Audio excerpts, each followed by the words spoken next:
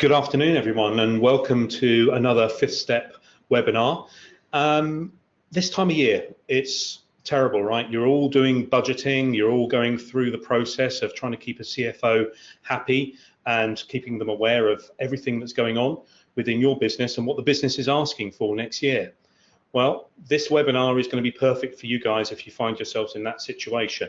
We're going to be talking about budget season and how to reduce costs. Now, a little bit of housekeeping. Those of you who have been on our webinars before will know this drill, but we're going to be recording the webinar. There'll be audio recordings and a video recording, both available by or on or before Monday the 29th. Please do ask questions throughout the webinar. If you've got anything that springs to mind at all, ask the question. If we've got time to cover it off at the end, we will do so. If we don't have time to cover it off at the end, but we can cover it off afterwards, then we'll do that as well. So do please ask your questions, anything that's coming to mind. So I'm very pleased today to be here with Sean from Close Brothers. Before I do that, I'll just introduce Fifth Step very briefly. For those of you who have not come across Fifth Step before, we are a consultancy company working around the world, but predominantly from our offices in London, New York, and Bermuda.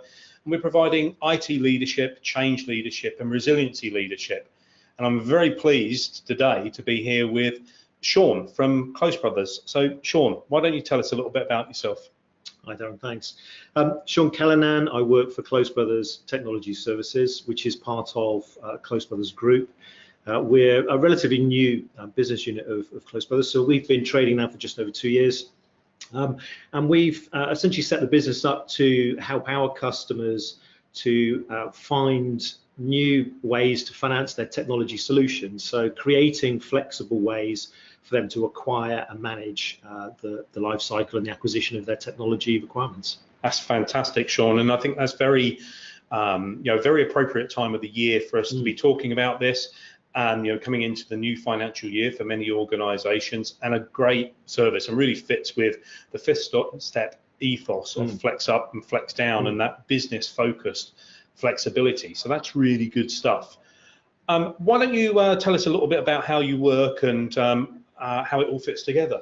Yeah, so when we set the business up just over 3 years ago, one of the things we spent an awful lot of time in doing was working with some of the market analysts such as IDC and Gartner. And what was clear to us, there was a myriad of technology solutions that customers required. So we sat down and pulled together what you can see now on the slide deck are the 4 pillars. And the 4 pillars of service capability that we offer encompass all the requirements that our customers are asking for. So it starts from the technology acquisition, so it's helping our customers find the right technology, not necessarily what they're being told is the right, but what the right technology is for their business outcomes for the right price.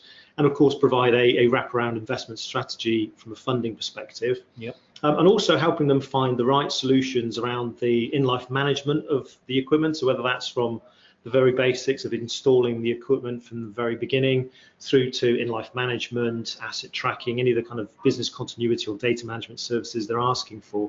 And of course, helping them focus on managing that product at end of life. So of course, as they enter into the acquisition process, they might have some existing technology.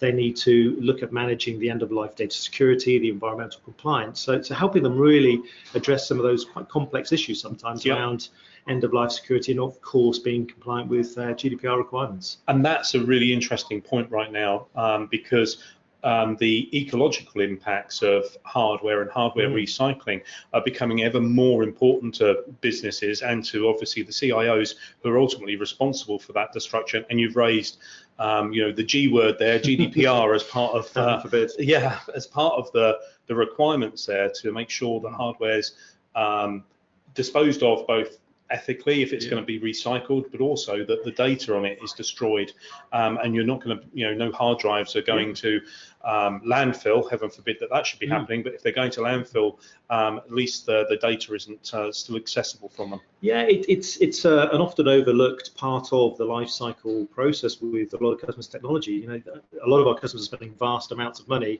on financing and managing the in-life cybersecurity and data management of those data subjects information. And what tends to get forgotten about is when they finished using that machine and they've switched it off, they think that that requirement's over. So then having to make sure there's a robust process in place to help them manage the logistics piece, but also so actually making sure that they've got a certified government-approved process to then deal with that end-of-life data security is so important. That's fantastic, Sean. I think that the importance of that is only going to grow over time. We've seen a big increase in the last 2 years in those kinds of concerns. I remember having some of these conversations probably early 2000s, having conversations with organizations and saying, how are you disposing of your data and your media at end of life, and having blank stares, and people jokingly saying, "Oh, you're suggesting we should drill our hard drives?" And it's like, yes, I am, but still, the looks of horror when they thought I was some kind of strange individual who was hyper aware of data security. But now we're certainly in that world now where organizations taking it very seriously and have to too. So how does a CIO who is perhaps got projects that are running at the moment, or perhaps got a new project that's starting, let's say in the new year, given that we're in end of October now, perhaps they've got a project in the new year that's going to be starting. What's the typical process? How do they get this kind of process started? There are a number of ways in how we can help our customers. The earlier we can get involved and sit down with any of the customers, whether it's the CIO or the CFO or any of the C-suite or any of their management structure around the technology changes, the earlier we can get in there and talk to them about what it is they're looking to achieve. So I guess the first place to start is understand the key business outcomes. What are they trying to achieve, and how is technology enabling them to get there? I think that's one of the most important piece for us to get involved in and understand, because if we don't know what they're trying to achieve out of the technology transformation, it's very difficult then to understand if they've got the right technology or they're being offered the right technology. And often we get pulled in where all of those decisions and all of that consultancy work's been done. So we might be pulled in almost at the final hour where they've made the decision, they have their supply chain, and actually all they're trying to do is to speed that acquisition process up. So they might have to wait until the next round of budget's available. What we can obviously do is look into the best structure to help finance that now. So instead of waiting for that transformational technology change, we can build an investment strategy, a financial solution, a lease, that enables them to do that a lot quicker and actually a lot more cost effective. One of the key things we offer is what's called a residual-based lease, and that enables us to take a future investment upfront to help discount the cost of the technology they're financing over the term of the lease. And there's some other benefits that come with that as well, which I'm sure we'll cover off. I'm sure we will as we get onto the next slide. So acknowledging that you guys like to get involved as early as possible, and that's the ideal way. Is there if there's a CIO listening to this at the moment, or someone with a project that's about to start in a few months' time, is there a time frame, a minimum time frame, where they say, oh, okay, well, I can't speak to those guys because it's too short a notice now? Is there a minimum time frame that you guys, or is it not? Does it not work like that for you guys? That's a really good question. So we have some customers that come to us sort of beginning of the week and need financing straight away. So there is, of course, a due process we have to go through, as you would expect, being an FCA regulated business. There are various different steps and stairs almost that we have to go through. So a clear governance process from a risk perspective, but also from a treating customer fairly perspective. We've got to ensure that we've outlined all the pricing, gone through the documentation, gone through the usual risk assessments for whether that customer is appropriate for lending and financing the equipment.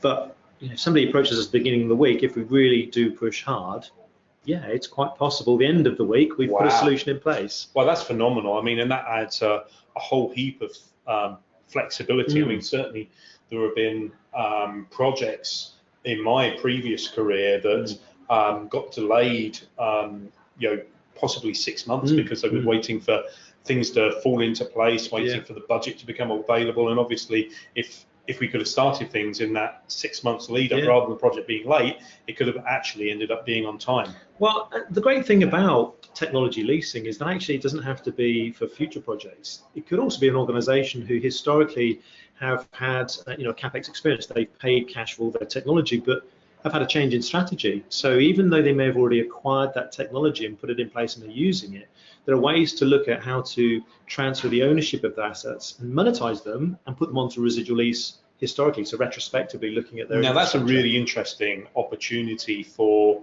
again, CIOs or any executive leader who might be listening to this presentation now. That opportunity to go back and reap the rewards almost retrospectively, if you like. So you're reducing the costs for your the years going forward. For that hardware investment you've already made. Yeah, and the great thing is if you've got other areas you want to invest that capital into, so you might have other investment strategies, whether it's M&A or whatever ideas you have as a business, it frees up the value that you've invested in the technology to go use elsewhere now, not next time you hit your budget. So it is a great way of realizing capital from an expense you've already incurred. So yeah, that's phenomenal, and I think that's very powerful. I think it's a tool that I wish I'd had in my toolbox. When I was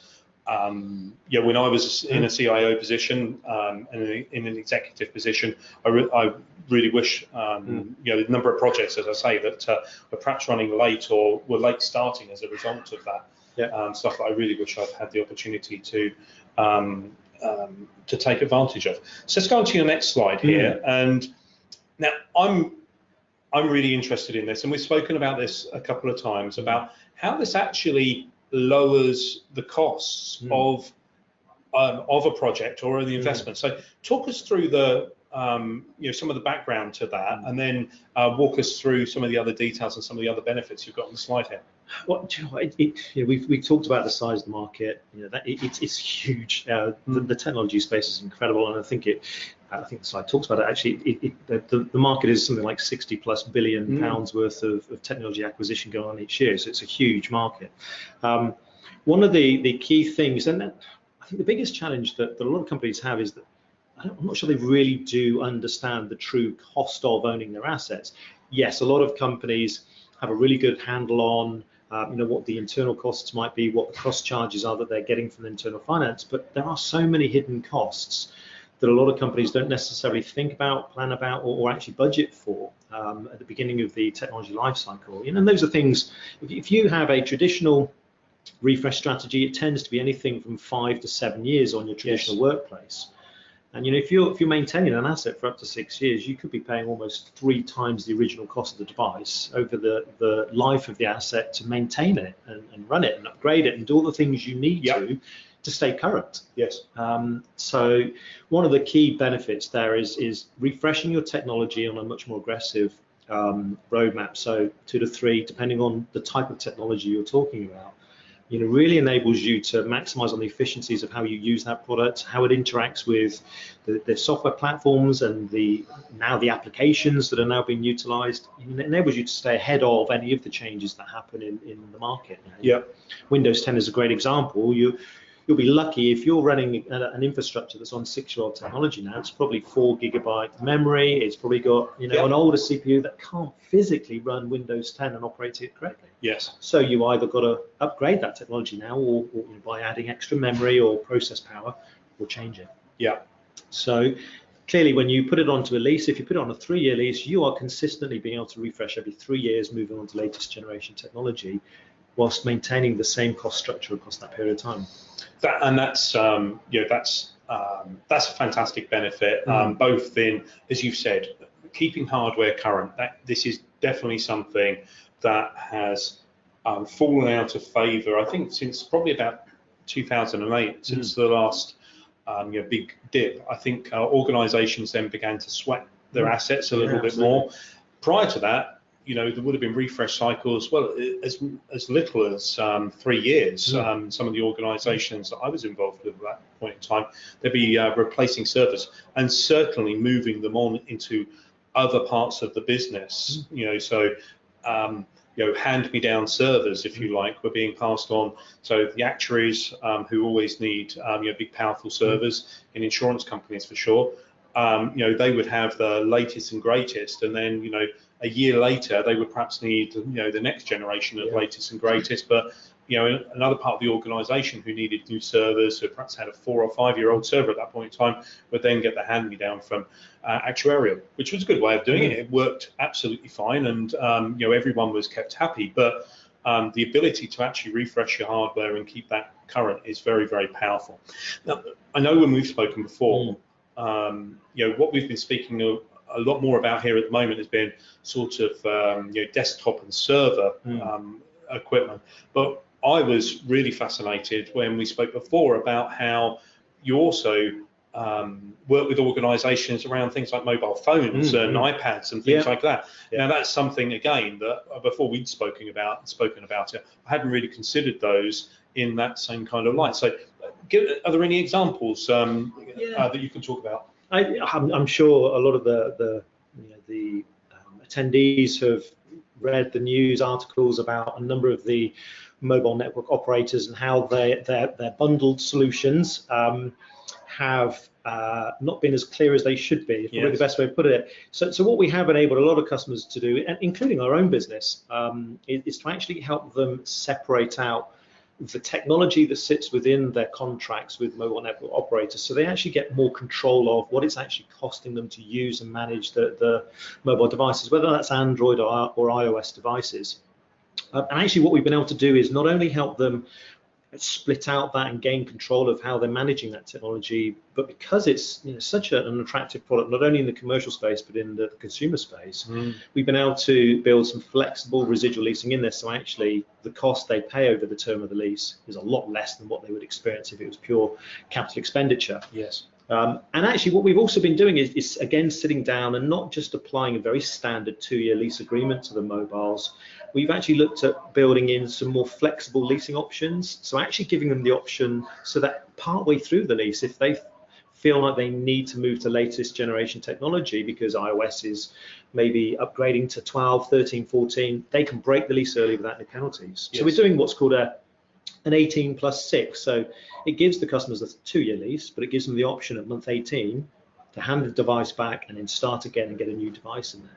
And we're also building in flexibility around what we call a loss rate. So if a customer loses devices during the lease, we're actually giving them scope to say, well, actually, we're unable to return everything because unfortunately somebody's left, they've taken the device with them, without actually being penalised for that. Whereas a lot of leasing companies that provide sort of vanilla leasing will charge for end of lease charges, and it's that kind of hidden cost that we're trying to help our customers remove, and of course build some flexibility in how they manage all of their technologies from mobiles through to enterprise. So that's something that certainly the organisations that we've worked with in the past who are putting together telecoms plans and things like that, they really don't consider that aspect of a device, the number of devices being lost, stolen, damaged, during the course and lifetime of a device.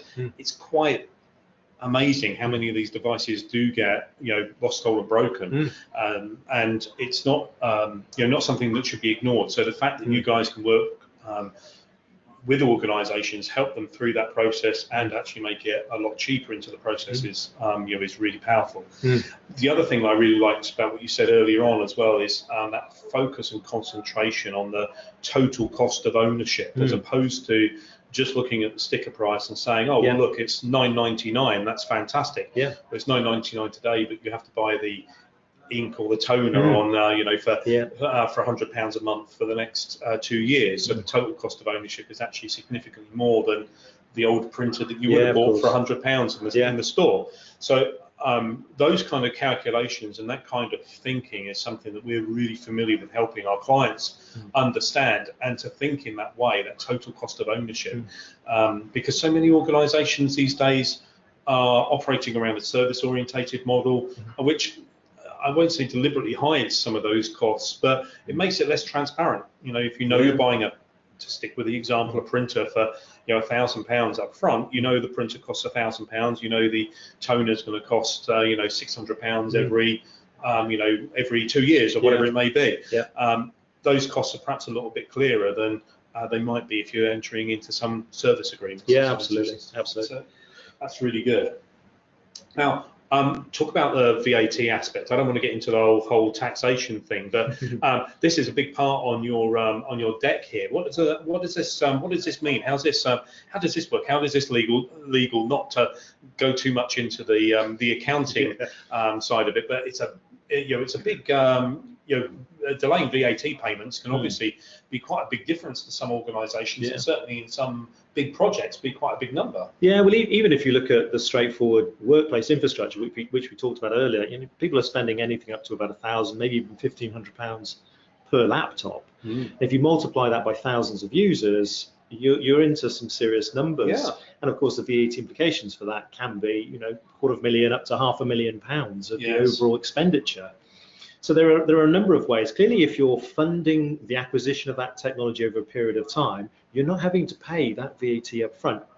And of course, if you can't claim all of the VAT elements associated to that, you're going to lose some of it anyway, the benefits of claiming that back.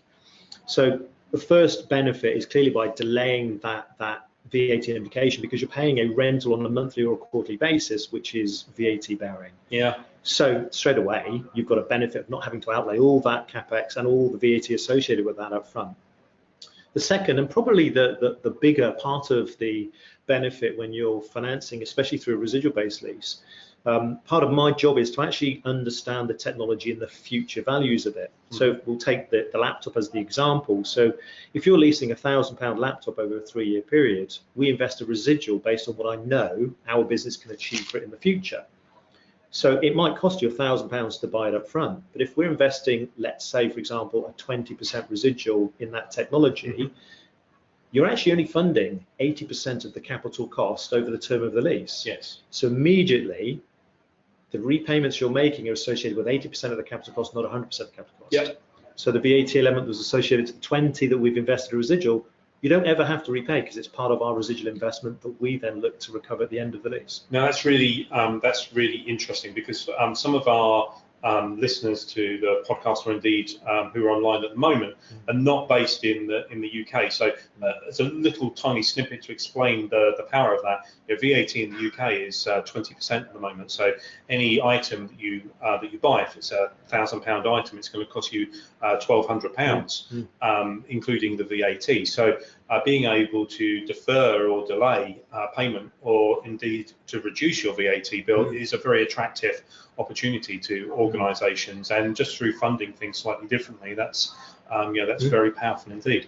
Now, some of these things, the VAT piece is probably not something the CIOs are going to be particularly worried about, but it's something that's going to help make the case with the CFO. So, absolutely, how do you guys work with that kind of environment? I'm guessing that you'll be regularly having meetings with CFOs, or you'll have the executive, whether it's the CIO or someone else, who will be the first point of contact, and then they'll be engaging the other executives and the other stakeholders within their business to actually work through the numbers and to get the process signed off. It's a really good point, because this then brings us back really to some of the first points we were talking about, is when to get us involved. And of course, if the CIO and the CIO's team who are driving the project from a transformation perspective, if they're building the business case around that technology project, one of the key elements is clearly getting that signed off from a budget perspective.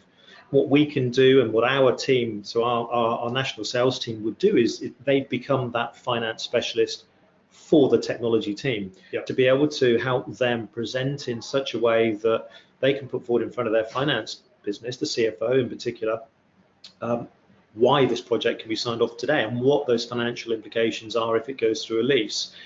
And of course, we can spend time with that CFO and sit down and help them understand the benefits of using a residual-based lease. Our guys are well experienced in understanding the real benefits, and to give as much information to the CFO so he can then sit down with their auditors and understand how they then account for that. Because there are clearly some accounting benefits they might or might not be able to take advantage of, depending on clearly what their auditors tell them. So phenomenal.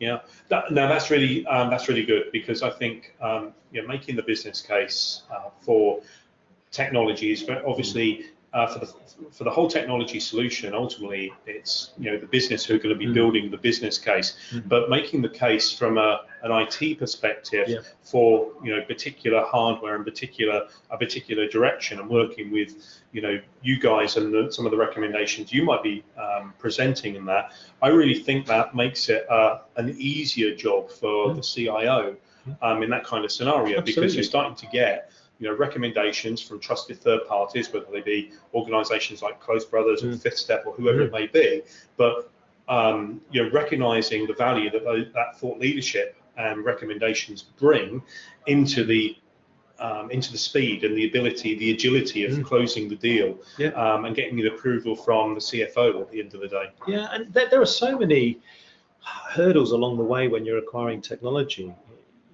A lot of the companies we deal with, they've obviously been through acquisitions. They're buying lots of different companies who've got their own behaviors when it comes to technology acquisition, technology funding, and also the supply chain they work with.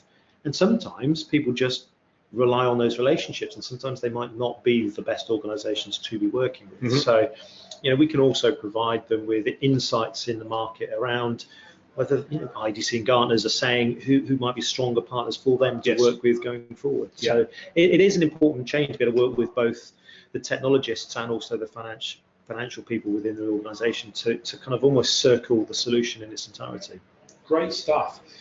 Sean, this has been phenomenal today. I'm really hoping that our listeners to the webinar and to the podcast and the YouTube videos that follow afterwards are getting some good value out of this today. Now, I'll just remind anyone to ask any questions that you may have. We're going to start moving on to the close and start to get to some of those questions now. So if you've got any questions, we've got a couple here already, but if you've got any questions, then do please ask them now, and we'll do our best to get to all of them. So whilst you're typing your questions, it wouldn't be a Fifth Step podcast if I didn't remind you about how you can hear more from us and about our podcasts. So there's details on the screen at the moment of how to subscribe to our podcast. So if you go to fifthstep.com/podcasts, you'll find details of all the previous podcasts that are there. That includes all the recordings of webinars as well. So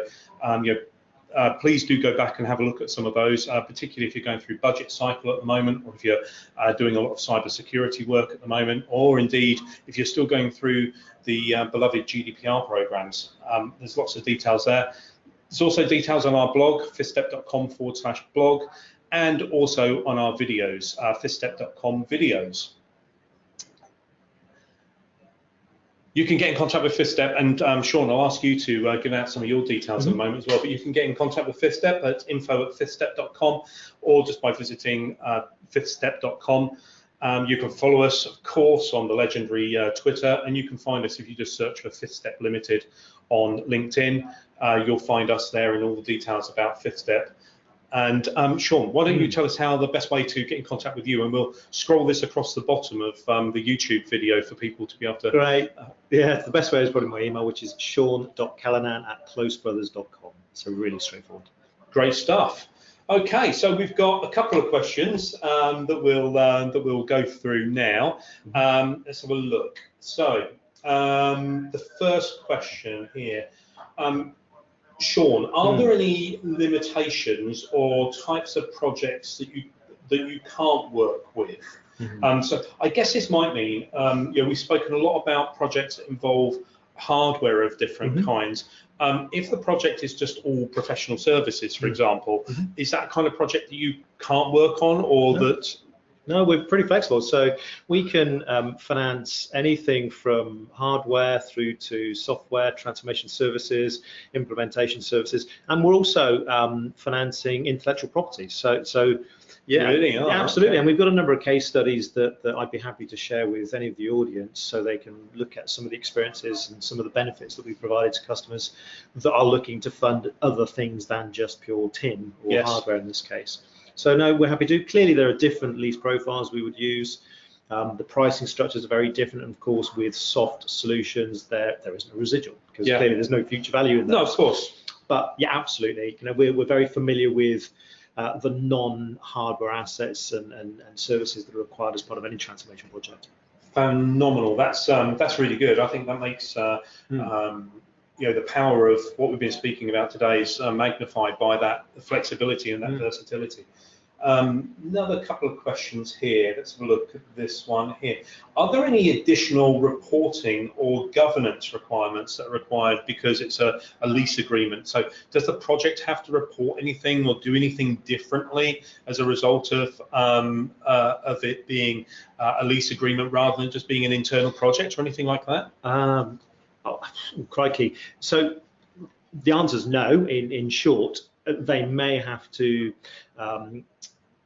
involve us with the supply chain they're working with. The subtle change that would happen is instead of the customer being invoiced by the supply chain, whether that's the hardware or the support or service provider, we would be the person that they invoice. So that's the only documentation change. And from a governance point of view, it's actually more governance on our side. So there's the treating the customer fairly and knowing our customer are all the important factors. And being an FCA regulated organisation, that's hugely part of our governance piece. But no, there's no additional reporting. Clearly, from an accounting point of view, there's other things that the finance division will need to do. But that's of course, that's after the fact. Yeah, okay, that's good. So, so from a CIO's perspective and the project manager or program manager's perspective, really all they've got to do is continue to run the project well, be able to demonstrate internally that the project's being run well, and the finance team on the whole are really going to pick up any of the real differences. It's just going to be business as usual otherwise. Often organizations see it as a hurdle, as potentially quicksand that might slow projects and process down. But if anything, as we talked about earlier, it's a way of enhancing and speeding up some of those decisions, especially when you're looking at the budgetary requirements and releasing the money to fund those projects. So no, it's far from being a hurdle or any kind of quicksand. It's a facilitator more than anything. Great stuff.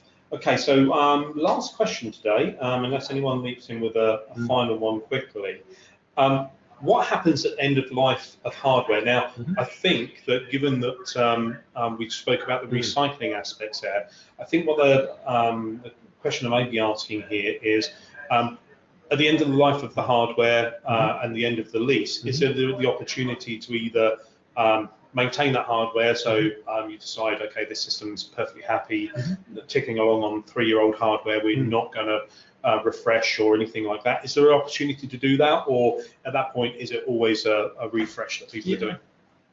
So part of the residual-based lease is part of the process that I manage, my team manage, is working closely with our customer to actually make sure that as you're approaching the end of lease period, so let's talk about the laptop again, a 3-year lease, usually about 6 months prior to the end of lease. So on month 30 of a 36-month lease, we would contact the customer and let them know they're approaching the end of lease period. What we're really keen to try and do then is to help them consider all the options available. So yes, absolutely, they could just allow that lease to continue renting on a month-by-month basis. Right. What we're really keen to help them do is to identify any needs they may have to move to the next generation technology. Yeah. So of course we can help them put in place the process to manage the end of lease return, so they can then move on to the next generation of technology and refinance the next technology that they're acquiring. Or we can pre-agree. So if they've got an expectation that actually to refresh the infrastructure is going to take them at least another 6 months, we can sit down and agree what a predetermined extension period might look like. So put in place something that's a little bit more formal than just allowing it to roll month to month. Yeah. And it gives them almost a target date to work to. If they've agreed that they're going to extend at least 6 months past the end of the 36-month period, then at least they've got that period to start implementing the new project and start the refresh all over again. I think that's fantastic, and that additional flexibility